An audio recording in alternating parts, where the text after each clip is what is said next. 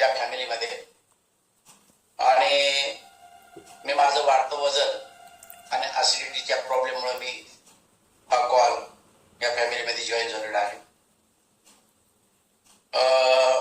तसं पाहता माझं वजन 84 किलो होतं. आज माझं 62 किलो, जवळजवळ 17-18 किलो वजन मी कमी केलेलं आहे. आणि दुसरी महत्वाची गोष्ट म्हणजे की ऍसिडिटीने मी खूप त्रासिक होतो. इतका त्रासिक होतो की भयानक होतो.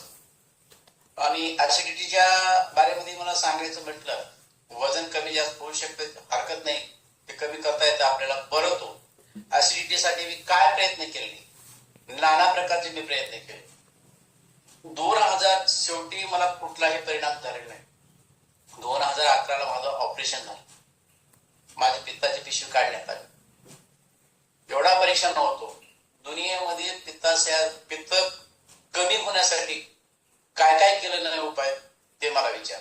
सगळं काय करून बसलोय, परंतु मला कुठंच रिझल्ट आला नाही. शेवटी मला पित्ताच्या पिशवीमध्ये मला खडे झाले, आणि ते खडे झाल्यामुळे डॉक्टरने सांगितलं की हे पित्ताच्या पिशवीमध्ये त्याची पूर्ण डॅमेज झालेली आहे, आणि ती पूर्ण त्यांना काढल्याशिवाय पर्याय नाही, तर कुठलाही काहीतरी आजार होऊ शकतो.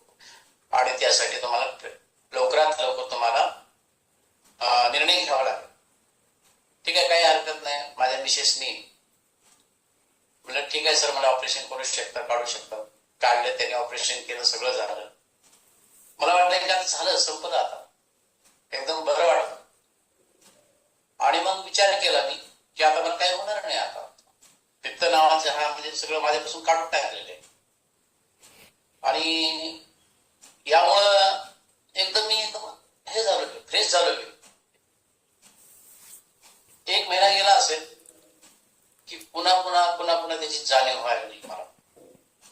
अशी जाणीव झाली की जसं पूर्वी होतं तसंच आहे. पिशवी तर काढली, ह्या सगळ्या दुनियादारी केली, परंतु माझं पित्त का कमी होत नाही. खूप प्रयत्न केला. त्याच्यानंतर मी म्हटलं आता संपलं, इलाज संपला. मी डॉक्टरकडे पुन्हा गेलो. डॉक्टरला विचारले की सर, तुम्ही तर माझी पिशवी काढला, परंतु हे पित्त जे आहे, हे पित्त जर माझं अजून कमी झालेलं नाहीये, हे कशामुळं? त्यांनी मला सांगितलं की म्हणजे जसं आपण वरती टाकी ठेवतो म्हणलं आपण, आणि त्या टाकीला आपण काय करतो की जेव्हा पाहिजे तेव्हा आपण पाणी घेतो आणि तेव्हा बंद करतो, तसं आपण अन्न खाल्ल्यानंतर त्या पिशवीतून आपल्याला त्या पद्धतीने येतो. परंतु आता तसं नाहीये. आता डायरेक्ट तुम्हाला कनेक्शन केलेलं आहे, कंटिन्यू तुमचं नळ चालू आहे. आणि मग बघता मग प्रयत्न संपले, डॉक्टरकडे जाणं संपलं. म्हणजे आता काय करायचं, प्रयत्न करून परेशान झालोय. आता हे तर काय आपल्याला आपल्या हातात नाहीये की एकदम कुठं तर तुट्टी बंद करायची आणि आपलं बंद करायचं, असं काही नाही. शेवटी हातबल झालं. शेवटी माझी मिसेस आणि आमच्या ग्रेट लीडर मनीषा मॅम आणि मेंटर विजय नागरगोजी सर, हे माझे घनिष्ठ संबंध पहिलेचे. आम्ही सोबत जिम मारायचो, हे करायचो, ते करायचो. परंतु 2018 मध्ये जेव्हा मॅडम आलेल्या होत्या त्यावेळेस मला सांगितलं होतं, माझ्या मॅडम पण आमच्या म्हणजे विशेष आंतरराष्ट्रीय मला ते काही करता नाही आलं होतं. तिला जॉईन झाली होती ती. असं करत कधी मध्ये जॉईन व्हायची ती. परंतु ती सांगितले की बाबा आता वजनही वाढलं तुमचं आणि ऍसिडिटी तर काही कमी झालेली नाही, आता काय करायचंय. मग ती कॉलवर जॉईन होती. म्हणजे एक काम करून म्हणले आता या कॉलला आपण जॉईन झाल्या. त्यांनी करत मला 6 महिन्यानंतर मला ती बळबळच मला आणत. मी येत नव्हतो, मला माहित होतं की काही केलं तर होत नाहीये. माझं परेशान झालेलो होतो. म्हणजे नको, बस झालं म्हणलं, जेव्हा जायचं तेव्हा जाता येईल म्हणलं, आता बस झालं. ते म्हणजे एकदा प्रयत्न करायला कारण नाही. मॅडम मला कंटिन्यू सांगत होत्या, मनीषा मॅम मला कंटिन्यू सांगत होत्या, सर या भाऊजी या, तुम्ही ऐका माझं, असं करा तसं करा. परंतु खरं सांगतो, चूक आहे ती माझी, देर आहे दुरुस्त आहे म्हणावं लागेल. मग मॅडमनी दोघांनी मिळून मला हळूहळू या कॉलवरती आणलं. कॉलवर आल्यानंतर मी करायला लागलो. आणि मग 8व्या दिवशी मला फक्त त्याची जाणीव झाली. आणि 8व्या दिवशी पासून जेव्हा मग त्यांनी सांगितलं मला तुम्हाला या आहार खावं लागेल, असं करावं लागत असतं, म्हणजे ठीक आहे का.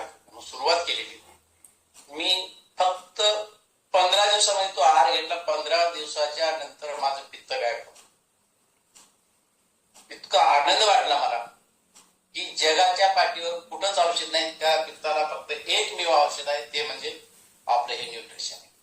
आणि या न्यूट्रिशन मध्ये बॉस आज मी तुमच्या समोर बोलू शकतो, नाहीतर मी एकदम म्हणजे आडवा झालेलो होतो आणि अशा परिस्थितीमध्ये होतो की माझे सगळे काही जे काही इच्छा आकांक्षा पूर्णपणे संपल्या होत्या आणि मी विचार केला होता की जगणं मरणं आता संपलं, परंतु आता मला जगायचे याच्यासाठी, मला लोकांना आरोग्य द्यायचे याच्यासाठी, मला जे त्रास झालाय ते लोकांना होऊ नये म्हणून मला मी या फॅमिलीमध्ये कायमस्वरूपी मी जॉईन झालोय आणि जॉईन राहिला आणि लोकांना आरोग्य देण्याचं काम मी मनापासून तन मन धनाने करतोय आणि करत आहे, करणार.